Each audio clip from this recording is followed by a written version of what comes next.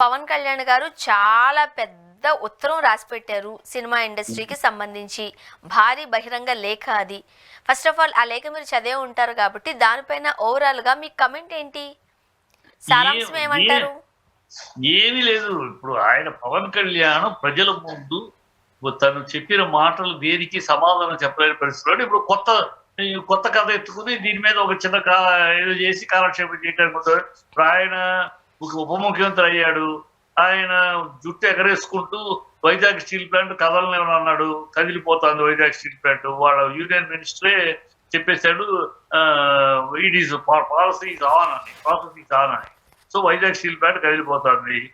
పాసిపోయిన లడ్డు అని అన్నాడు. ఆ రాష్ట్రానికి ద్రోహం చేసి కేంద్రం అన్నాడు. ఇప్పుడు కేంద్రము అక్కడ ఇక్కడ రెండు చోట్ల ఉంది. స్పెషల్ స్టేటస్ గురించి నోరు ఇప్పలేకపోతున్నాడు. కాకినాడ పోర్టు ఇదైపోయింది, అడ్డా అయిపోయింది. 25 టన్నుల గంజాయి దొరికిపోయింది. డూమ్ డకార్ అన్నాడు.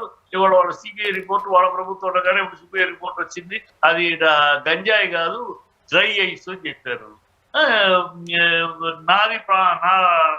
నేనున్నాను, మీరెవరు కంగారు పడక్కర్లేదు, 5,000 కాదు 10,000 ఇస్తారు వాలంటీర్స్ కి అని చెప్పేసి మాట్లాడేశాడు. ఇప్పుడు వాలంటీర్స్ కి అయితే అధికారం లేదు. 6 హామీలది నాది పూచి అన్నాడు. ఎక్కడ స్టేటస్ ఎవరికి ఇస్తున్నాడు? ఉద్యోగ భృతి లేదు, నిరుద్యోగ భృతి లేదు. అమ్మాయిలు 18 ఏళ్ళు దాంట్లో 1,500 లేవు. ఇంట్లో ఎంతమంది ఉంటే అంతమందికి 17,000 లేవు. రీఇంబర్స్మెంట్ లేదు, ఫీజు రీఇంబర్స్మెంట్ లేదు. ఒక్కటి కాకపోతే ఒక్కడు కూడా ఆయన చెప్పిన దాంట్లో వాళ్ళ ఒకటే ఆమె వాటిని ప్రశ్నించడు. నేను ప్రశ్నించడానికే పుట్టాను, నా పార్టీ అందుకే పెట్టాను అని డైలాగ్ మాట. ఏది ప్రశ్నించవే? 6 హామీలు ప్రజలు తల్లడిల్లిపోతున్నారు. ప్రజలు ఈ హామీల సంగతి అడుగుతూ ఉంటే మాట్లాడవే? ఆ హామీల గురించి మాట్లాడవే? ఏమీ సమాధానం చెప్పలేక పిఠాపురంలో దళితుల్ని బహిష్కరిస్తే నోరిప్పలేదు. ఆ దళితుడు పిల్ల కరెంటు తీసేస్తే, గ్రామం వాళ్ళు కరెంటు తీస్తే వీధి లైట్లో చదువుకుంటూ పరీక్షలు పోతున్నాయి, నోరిప్పల. తిరుపతిలో దళిత పిల్లని అమ్మాయిని రేప్ చేస్తే నోరిప్పల. ఎక్కడా నోరిప్పే పని లేదు. ఎక్కడ అదే అన్నది. ఇప్పుడు చంద్రబాబు భజన చేయడం తప్పితే ఈ నమ్ముకుంది అందరూ ఏంటి?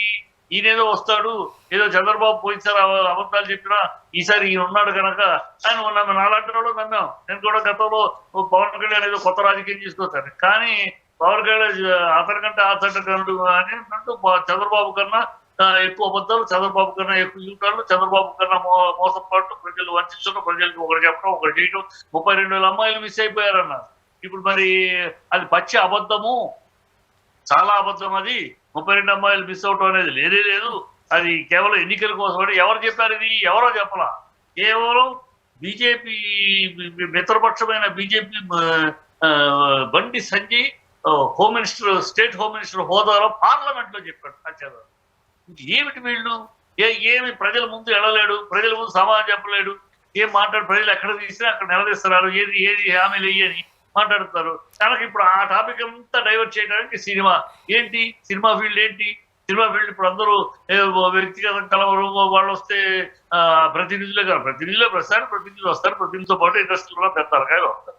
ఎప్పుడు ప్రతినిధులు ఉన్నట్టుండి సాధారణంగా సొంత ఇంటి మీదే విషం కక్కుతున్నారు, అక్కసు చూపిస్తున్నారు అని వెంటనే ఇప్పుడు ఒక వర్గం వారు బహిరంగంగానే మాట్లాడడం చూస్తూ ఉన్నాము. ఎందుకు అంత కోపం వచ్చింది? ఎందుకు అంత కక్ష పెట్టుకున్నారా? నిజంగానే పవన్ కళ్యాణ్ గారికి అంత కక్ష ఉందా? సినిమాలకి కాస్త దూరం అయ్యేసరికి ఆ కక్షను బయట చూపిస్తున్నారు అని అనుకోవాలా? ఏం చెప్తారు? కక్ష మీరు ఇంత దూరం ఆలోచించలేదమ్మా. ఆయన కక్ష ఆలోచన ఏదో ఆలోచించి అర్థవంతంగా వ్యవహరించి మాట్లాడ ఆయనకి ఏదో ఆవేశం వస్తే ఏదో ఒకటి మాట్లాడేయటం అంతే తప్పితే ఆయన మీరు అనవసరంగా అంత ఇవ్వక్కర్లా. అంటే ఉన్నట్టుండి ఎందుకు సినిమా ఇండస్ట్రీనే టార్గెట్ చేశారు? ఉన్నట్టుండి ఆల్ ఆఫ్ సడన్ మనం చూసాం కదా. గతంలో కూడా సినిమా ఫీల్డ్ టార్గెట్ చేసి ఆయన ప్రజల్లోకి వెళ్ళాడమ్మా. ఆ ఫంక్షన్ లో సినిమా ఫంక్షన్ లో రాజకీయాలు మాట్లాడే కదా. అసలు రాజకీయాలు సినిమా ఫీల్డ్ క్లాస్ తీసుకొచ్చింది ఆయన. సో అక్కడ నుంచి దాంతో కాలం గడిచిపోయింది. ఆ కాలంతో అలాగూ వెళ్ళిపోయిన జనంలోకి ఏదో ఇప్పుడు చిరంజీవిని అవమానించారు అనేది పచ్చి అబద్ధం. ఎందుకంటే చిరంజీవి గారిని పిలిచి ఇంట్లో కూర్చోబెట్టి టిఫిన్ పెట్టి అది చిరంజీవి గారు చెప్పారు. ఆయన ఆప్యాయంగా పిలిచి భారతమ్మ నాకు వడ్డించింది, మేము తిన్నామని ఇంట్లోకి వచ్చినప్పుడు రిసీవ్ చేసుకుని డైనింగ్ తీసుకెళ్లి మళ్ళీ బయట దాకా వచ్చి వదిలిపెట్టాడు. ఆఫీస్కి వచ్చినప్పుడు ప్రోటోకాల్ అది. సీఎం ఆఫీస్కి వచ్చినప్పుడు నువ్వైనా నేనైనా ఎవరైనా protocol. Only judges, other state ministers, governors తప్పితే మిగతా ఎవరైనా సరే ఆ ప్రోటోకాల్ అక్కడ ఆగి అక్కడి నుంచి 4 అడుగులు వేయాల్సిందే.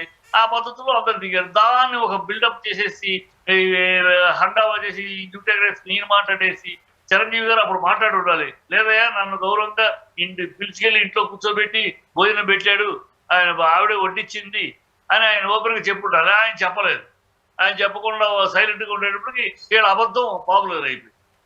సినిమా వాళ్ళని జగన్ ఏమన్నా అభినందన సభ పెట్టారా? ఇప్పుడు చంద్రబాబుకి వీళ్ళు అందరూ అభినందన సభ పెట్టడానికి సినిమా వాళ్ళు అవసరమైనప్పుడు పెడతారండి. మా సినిమాకి అవసరమైనప్పుడు, సినిమా వీటికి అవసరమైనప్పుడు సమస్య కోసం రోజు ప్రతిసారి వచ్చి మీకు దండాలు వేసి వెళ్ళాలా? కాదు చిట్టి సార్.